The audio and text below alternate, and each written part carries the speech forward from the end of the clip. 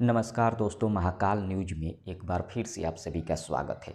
दोस्तों, आपको एक ऐसा वीडियो दिखाने वाले हैं जिसे देखकर आप भी चौंक जाइएगा। जी हाँ, आपको बता दें, कुशीनगर का एक लड़का एक ऐसा रोबोट बनाया है जो रोबोट पवन खेसारी के झगड़े के बारे में भी जानता है। आइए सबसे पहले उस वीडियो को देखिए जो रोबोट बोल रहा है। सारी लाल यादव और पवन सिंह के बीच की लड़ाई सोशल मीडिया पर सुर्खियों में बनी हुई है। दोस्तों, आप सभी ने तो वीडियो को देख लिया। हालांकि दूसरे का वीडियो मैं पूरा नहीं दिखा सकता हूं। अगर आपको पूरा वीडियो देखना है तो एक यूट्यूब चैनल है सतर्क बिहार, उस पर आप जाकर देख सकते हैं। उसी चैनल पर अपलोड किया गया है पूरा वीडियो, आप जाकर देख सकते हैं।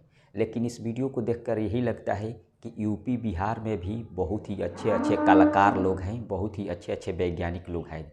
अगर इनको मौका मिले तो देश लेवल पर बहुत ही बड़े बड़े काम कर सकते हैं। फिलहाल इस रोबोट के बारे में आप सबका क्या राय है, कमेंट करके ज़रूर बताइएगा। मिलते हैं अगले वीडियो में। धन्यवाद।